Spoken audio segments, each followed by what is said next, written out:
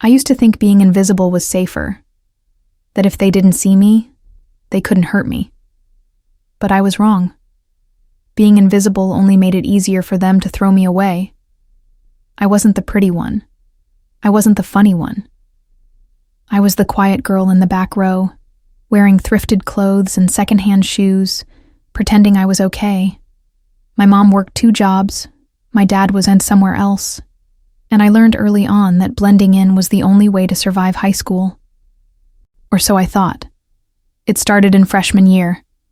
I sat alone at lunch, did every group project by myself, and teachers barely remembered my name. The other girls whispered about me like I was some background character.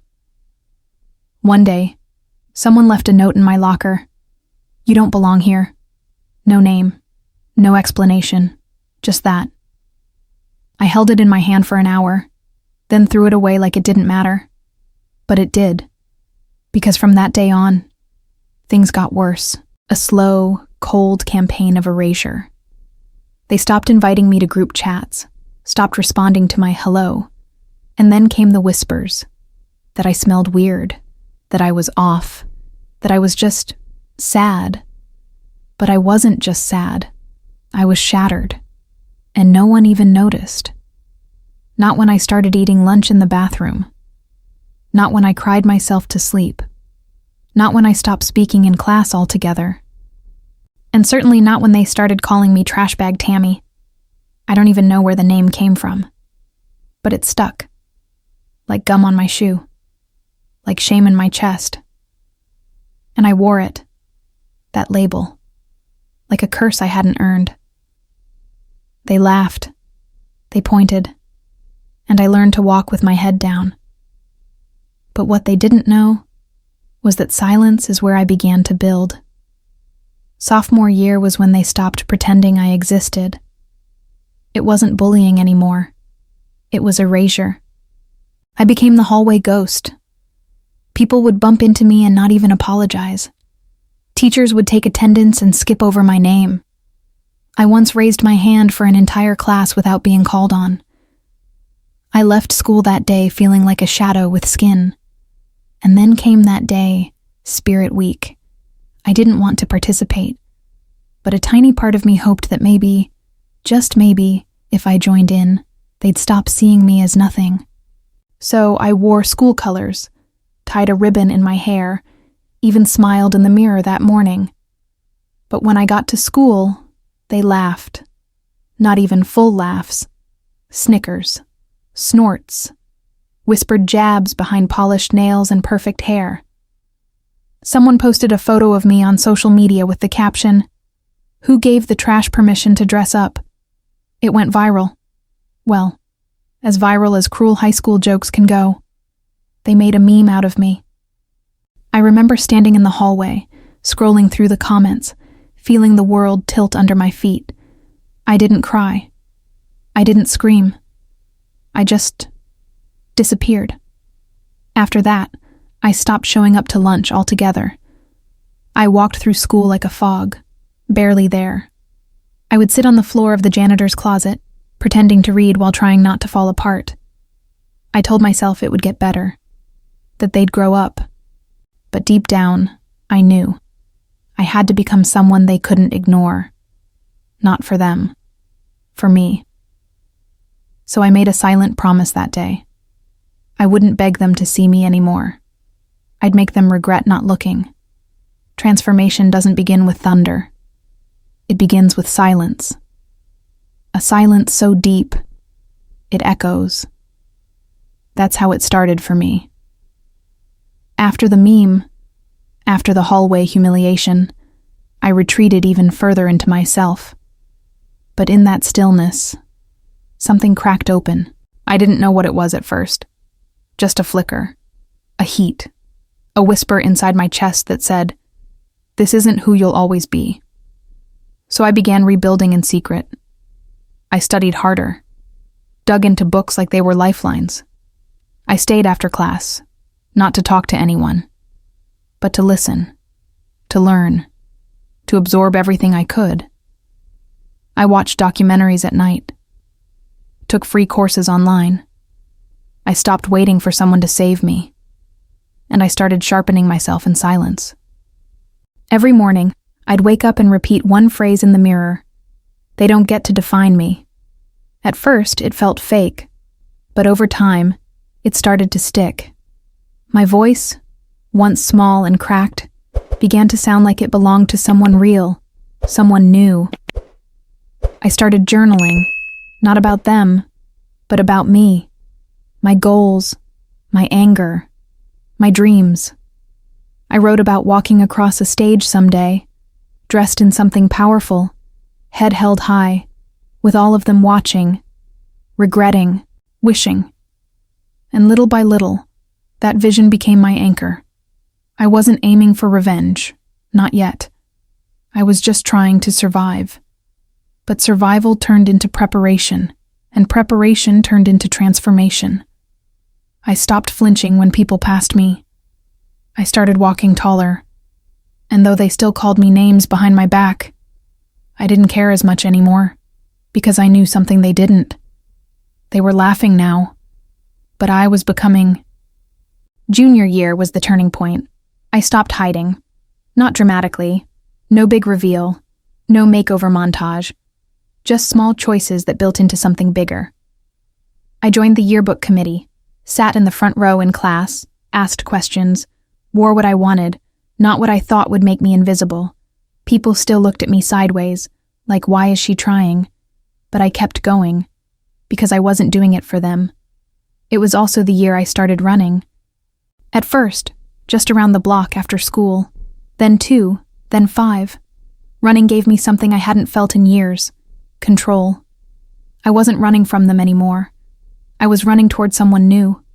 My legs burned, my chest ached, but for the first time, the pain made me feel alive, strong, capable. Every step was a rebellion against the version of me they had created. One day, after gym class, I heard one of the girls whisper, "She's changed." They didn't mean it as a compliment, but I smiled anyway, because I had. Still, not everyone was blind to my progress. A teacher pulled me aside after class and said, "Whatever you're doing, keep doing it." He probably thought it was a casual comment, but to me, it was a spark. Proof that I wasn't invisible anymore. That someone, even just one person, saw me for who I was becoming, not who they thought I was. But I didn't let it go to my head. I wasn't done. This wasn't the climax. This was the build-up. I wasn't here to be accepted. I was here to rise. And deep down, I already knew. Graduation was coming. And when it did, they'd remember the girl they threw away, because she was about to walk back into the spotlight they never let her have. By senior year, I wasn't the same girl they used to mock. My posture had changed. My eyes didn't dart around looking for exits anymore. I walked with purpose, not to impress them, but because I had somewhere to go, somewhere to be, somewhere I belonged. I had joined the Honors Society, got nominated for a writing award, and the whispers changed. They weren't insults anymore. They were questions, confused curiosity. Is that really her? They started noticing me again, but not out of kindness, out of confusion. The same ones who used to post about me online now liked my academic speeches. The same ones who once laughed at my clothes now asked where I got them. I didn't answer. Not because I was bitter, but because I didn't owe them anything. There was one moment, though, that made everything crystal clear. In the cafeteria, one of the girls, the ringleader from years ago, sat across from me, just like that. No invitation, no apology. She smiled and said, "You really grew into yourself. We should hang out sometime." I didn't flinch. I didn't smirk. I just looked her in the eyes and said, "I don't think we're in the same circle anymore." And I walked away. I wasn't cruel. I was honest. And that honesty was my final form of revenge, graceful, sharp, and undeniable. That girl didn't break down. She didn't lash out. But in her silence, I saw it, regret, the kind that lingers, the kind that stings. And that's when I knew. I didn't need to get even. I had already won. Graduation day, the moment everything led up to. I remember waking up before sunrise. The sky was soft, pink, and quiet, like the world itself was holding its breath. I stood in front of the mirror, wearing the dress I'd saved up for all year. It wasn't expensive, but it was mine. A deep navy blue that made my eyes sharper, my presence louder. I curled my hair, wore heels, and for the first time, I didn't feel like I was pretending.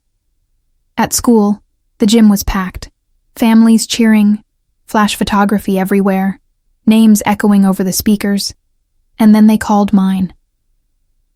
There was a pause, just half a second, and then the whispers began. I saw it in their eyes. Shock, disbelief, recognition. That's Tammy? I walked across the stage slowly, not to show off, but because I wanted to feel every step. Each one carried years of pain, humiliation, survival, and triumph. I didn't trip. I didn't smile for them. I just looked ahead, poised, complete. After the ceremony, a few of them tried to talk to me, some with forced kindness, others with sheepish grins. But I didn't stop, not out of spite, but because I had outgrown them. The girl they discarded had vanished.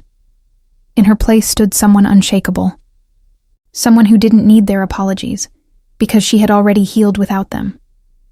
And when I looked over my shoulder one last time, I saw it, their faces, stunned, silent, wounded.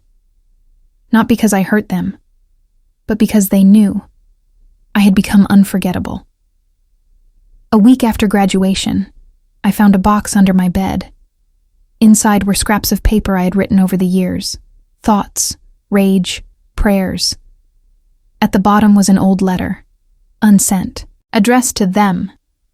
I don't remember writing it, but the words were like echoes from a version of me I had buried. It read, "You don't see me. You never did. But one day, you'll wish you had, because I'm not disappearing. I'm just becoming someone you can't touch." I sat there, holding that letter, heart racing. I thought about burning it, about letting it drift into ash, but instead, I sent it.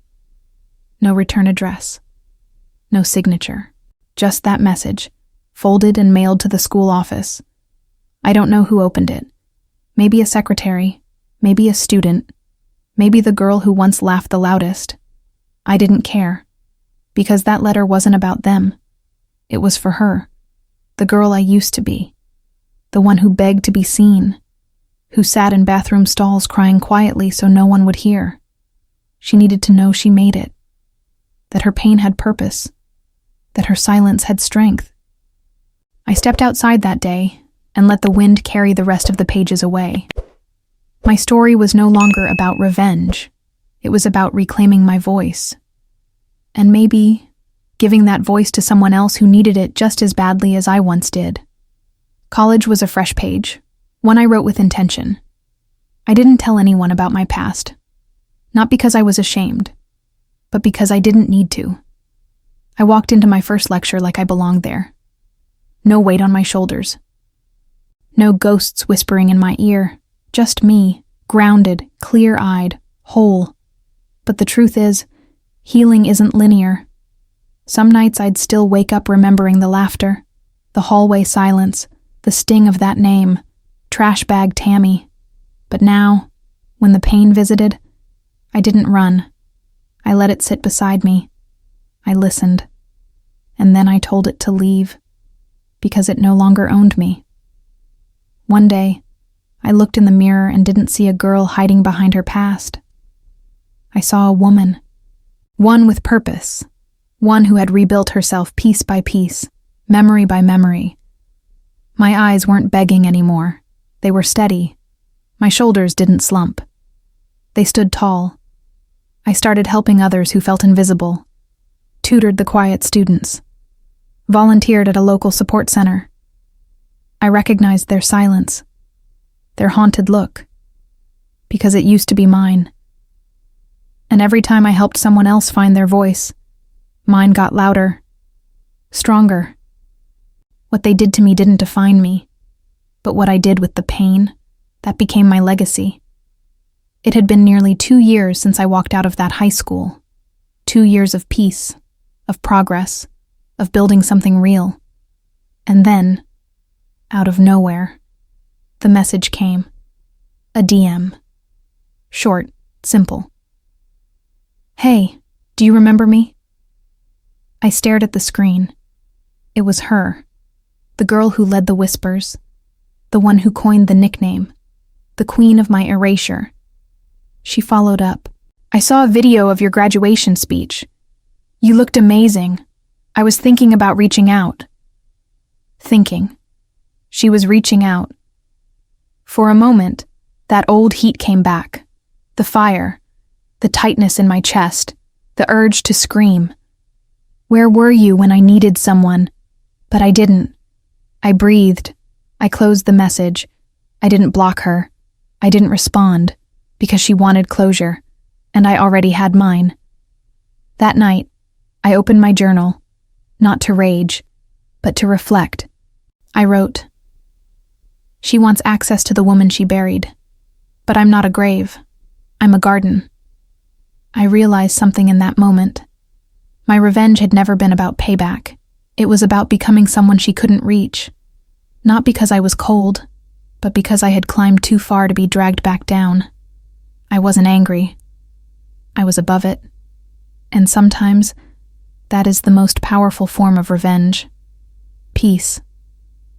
Looking back, I realized they didn't bury me. They planted me.